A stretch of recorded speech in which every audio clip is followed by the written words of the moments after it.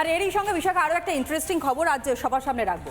এক তো গেল হচ্ছে দুষ্কৃতী দৌরাত্ম্য এ রাজ্যে বাড়ছে, কোথায় কোথায় বাড়ছে, কিভাবে বাড়ছে, আরও একটা ছবি আপনাদের সামনে রাখবো। আপনারা তো জানেন যে ইতিমধ্যেই পৌষ মাস চলছে, পৌষ সংক্রান্তির সামনে রয়েছে, গঙ্গাসাগর মেলা শুরু হয়ে গেছে এবং বহু দূর দূরান্ত থেকে পুণ্যার্থীরা তারা ইতিমধ্যেই গঙ্গাসাগরে গিয়ে ভিড় জমাচ্ছেন এবং এই গঙ্গাসাগরে পৌঁছানোর পর গিয়ে তারা কতটা বেকায়দায় পড়ছেন সেই খবরটাই আপনাদের সামনে রাখবো। দেখুন, গঙ্গাসাগর মেলায় যারা যাচ্ছেন, যারা ইতিমধ্যেই বিভিন্ন জায়গা থেকে বিভিন্ন রাজ্য থেকে এখানে এসে পৌঁছেছেন, তারা মূলত সমস্যার মধ্যে পড়েছেন। কারণ এই বাবুঘাটে তারা এসে অস্থায়ীভাবে তাদের জন্য ক্যাম্প, কিন্তু সেখানেও সুব্যবস্থা নেই। মানে কি চূড়ান্ত অরাজকতা রাজ্যে চলছে তা কার্যত ছবি দেখলে পরে আরো স্পষ্ট হবে। ঠিক এই জায়গা থেকে আমাদের প্রতিনিধি সৃজিতা আজকে গিয়েছিলেন গঙ্গাসাগরের সকাল থেকে, গঙ্গাসাগরের কি প্রস্তুতি বাবুঘাটের ছাউনিগুলোতে সেগুলো দেখানোর চেষ্টা করেছেন সকাল থেকে। এবং সেই জায়গা থেকে আমরা দেখলাম যে কিভাবে যারা সাধুরা, তনয়া সাধুরা, সনাতনীরা তারা এসেছেন এবং তারা বলছেন এই ঠান্ডার মধ্যে রয়েছি, ট্রিপল পেলাম কবে, দুদিন আগে, একজন এটা বলছেন। আবার একজনের সঙ্গে সৃজিতা কথা বলছে, সেই সময় দেখা যাচ্ছে মাথার উপর ছাউনি দুটো ফাঁক হয়ে গিয়েছে, কোনো মতে একটা কোনো কিছু একটা কাগজ চাপা দিয়ে কোনো মতে রয়েছেন। এইটা ব্যবস্থা। আর এই নিয়ে মুখ্যমন্ত্রী মমতা বন্দ্যোপাধ্যায় তিনি বড়াই করেন গঙ্গাসাগরের আমাদের সংস্কৃতি, আমাদের ঐতিহ্য, আমরা এত করছি, ওই করছি, সেই করছি, নতুন সেতু শিলান্যাস আদতে কি করেছেন সনাতনীদের জন্য, এই প্রশ্ন তো সবাই করছে। আমি এসেছি আর 7 দিন হলো, তো কিচ্ছুই ছিল না এখানে। এই তো দুদিন ওই ভান্ডারাগুলো এলো, এখানে কোনো ব্যবস্থা ছিল না। এখানে ঠান্ডার মধ্যে এই যে এই ত্রিপলটা দিয়ে এপার ওপারে কি হচ্ছে মা, তোমাদের অবস্থা ওপারে কি হচ্ছে, ছিঁড়ে বুড়ে খাচ্ছে, বাড়ি ঘর ধরে ভেঙে চুরে চুড় মার করে মা বোনদের টেনে ছিঁড়ে খাচ্ছে, পিতাদের হত্যা করছে, জ্যান্ত বুড়াচ্ছে। সনাতন ধর্মটা মাটির সঙ্গে মিলে গেছে। এখানে কোথায় সনাতন ধর্ম? সরকারে যদি রাম নাম শোনে খেপে যাবে, ও যদি রাম নাম শোনে তা খেপে যায়। দেশ খেপে যায় রাম নাম শুনলে। মমতা ব্যানার্জি মারবে তাকে, বাড়ি ঘর ধরে ভাঙবে তাকে, দেশ থেকে তাড়াতে করবে। বিজেপি শুভেন্দু অধিকারীকে কি করছে? সনাতনীদের জন্য কিছু নেই। আজ থেকে হয়তো দুদিন আগে তাপমাত্রার পারদ অনেকটাই নিম্নগামী ছিল, কিন্তু তারপরেও দেখা গিয়েছে তাদের জন্য না আছে কোনো রকমের কোনো সুব্যবস্থা। খাবার জলটুকুনি পর্যন্ত তারা পাননি। কিন্তু আমিও গেছিলাম গতকাল, আমি গিয়ে দেখেছি সেখানে বিশাখা যে প্রচুর পরিমাণে সেখানে কাট আউট রয়েছে মুখ্যমন্ত্রী মমতা বন্দ্যোপাধ্যায়। যে পরিমাণে মুখ্যমন্ত্রী নিজের প্রমোশন করেছেন সেখানে নিজের ছবি দিয়ে, সেই পরিমাণ অর্থ যদি এই সকল সাধু সন্তদের জন্য বরাদ্দ করা হতো তাহলে হয়তো আজকের এই অভিযোগগুলো অন্ততপক্ষে শুনতে হতো না এবং সর্বোপরি গোটা দেশের মানুষের সামনে, সনাতনীদের সামনে আমাদের নাকটা কাটা যেত না। একদমই। এবং এই নিয়ে যখন মমতা বন্দ্যোপাধ্যায় যখন সেতু শিলান্যাস করলেন বুড়িগঙ্গা নদীর ওপরে, সেই সময় মমতা বন্দ্যোপাধ্যায় বলছিলেন না যে কুম্ভর মতো না হয় তার জন্যই তিনি ব্যবস্থা করছেন। কিন্তু কুম্ভে যা যা হয়েছে তার ধারে কাছেও কি যেতে পারছেন? এবং সেখানে রাশিয়ান একজন পুণ্যার্থী, তার সর্বস্ব লুট হয়ে গেল।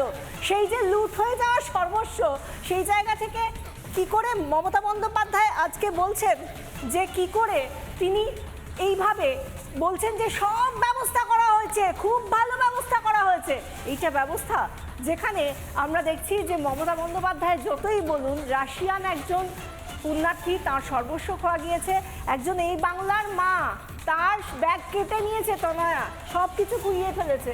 এবং এই জায়গা থেকে শ্রমিক ভট্টাচার্যকে জিজ্ঞাসা করা হয়েছে, মমতা বন্দ্যোপাধ্যায় তো অনেক কথা বলেছিলেন কুম্ভ মেলা নিয়ে, এবার তাহলে গঙ্গাসাগরের পূর্ণ স্নান শুরু হলো না, তার আগেই যা ঘটছে তা নিয়ে কি বলবেন? শ্রমিকবাবুর উত্তর শুনুন। দুর্ভাগ্যজনক কোনো বিদেশি যদি চিন্তাই হয়, তবে সমস্ত বিষয়ের জন্যই তো কোনো সরকারকে দায়ী করা যায় না, কোনো ব্যক্তির বিচ্যুতির জন্য কোনো সরকার দায়ী হতে পারে না। তবে মুখ্যমন্ত্রী তো বলেন, আমি তো শুনিনি কোনো জায়গায় কুম্ভ মেলার চিন্তাই হয়েছে বলে। এবং এ রাজ্যের সবচেয়ে বেশি মানুষ কুম্ভ মেলায় গিয়েছিলেন। অত একটা দুর্ঘটনা ঘটবার পরেও মুখ্যমন্ত্রীর বারণ সত্ত্বেও, আক্রমণ সত্ত্বেও, মানে ঘৃণা উদ্রেক করা সত্ত্বেও সরাসরি কুম্ভ মেলাকেই অপমানিত করা, ভারতের আধ্যাত্মবাদকে আঘাত করার পরেও কিন্তু তার বিরুদ্ধে প্রতিবাদ জানিয়ে মানুষ কুম্ভ মেলায় গিয়েছিলেন। এই তো গেল বক্তব্য এবং এই তো গেল ছবি, কিন্তু এখানেই তো শেষ নয়। আমাদের এই রাজ্যে যখন কোনো ঘটনা ঘটে থাকে তখন একবার এক্সট্রিম পর্যায়ে যে কোনো ঘটনা চলে যায়। যেমন গঙ্গাসাগর মেলা এখনো পর্যন্ত শুরু হয়নি, পূর্ণ স্নান শুরু হয়নি, কিন্তু তারই মধ্যে রাশিয়ান পর্যটকেরা তারা সমস্যায় পড়েছেন কারণ তাদের সর্বস্ব লুট হয়ে গেছে। ভাবো একবার, যদি তুমি বিদেশের মাটিতে যাও, সেখানে পুণ্যার্জন করতে যাচ্ছ, কিন্তু সেখানে তোমার দেখা যাচ্ছে সবকিছু সবাই চুরি করে নিয়ে চলে। এবং তার মধ্যে আমাদের দেশের কিভাবে লজ্জা সেটা একবার ভাবো। একজন বাইরের দেশের পুণ্যার্থী এখানে এলেন, তাকে সুরক্ষা দিতে আমরা ব্যর্থ। শুধু তাই নয়, আমাদের এ রাজ্যের স্বাস্থ্যকর্মী, তারও ব্যাগ কেটে সবকিছু লুট করে নেওয়া হচ্ছে, টাকা পয়সা ছিনতাই করে নেওয়া হচ্ছে।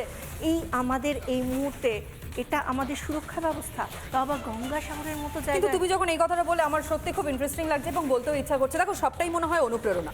মমতা বন্দ্যোপাধ্যায় যেভাবে ফাইল চুরি করে নিয়ে সেখান থেকে চলে গেছিলেন এবং তার পরবর্তী সময় আজকের এই ছবিটা যেটা আমরা দেখাচ্ছি, আমার কোথাও গিয়ে মনে হচ্ছে যেন সবটাই কোথাও না কোথাও গিয়ে অনুপ্রেরণা, এবং সেই অনুপ্রেরণার কারণেই কি ছিনতাইবাজরা তারা এরকমভাবে ছিনতাই করে নিয়ে পালাচ্ছে। এইটাই বোধহয় আমাদের শিল্প, এই যে পকেটমারি শিল্প, কেমনভাবে ব্যাগটা কেটে নিয়েছে সেই ছবিটা দেখো। এবং যার এই ঘটনা যার সঙ্গে ঘটেছে তিনি নিজে কি বলছেন, সুতপা কর, শুনুন।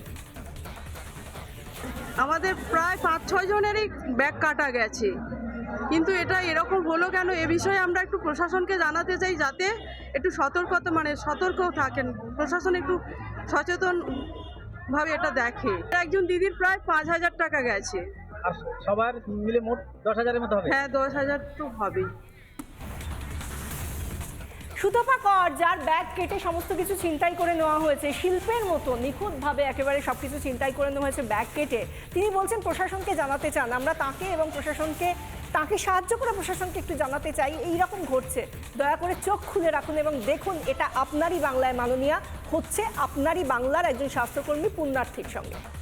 আশা তো আমাদের এটাই থাকবে যে এর পরবর্তী সময় যাতে যারা পুণ্যার্থীরা আসছেন তাদের সঙ্গে যেন এইরকম কোনো আচরণ কেউ না করেন, অন্ততপক্ষে তারা যাতে সসম্মানে আবার ফিরে যেতে পারেন, আমাদের বাংলার সম্মানটা যেন বজায় থাকে।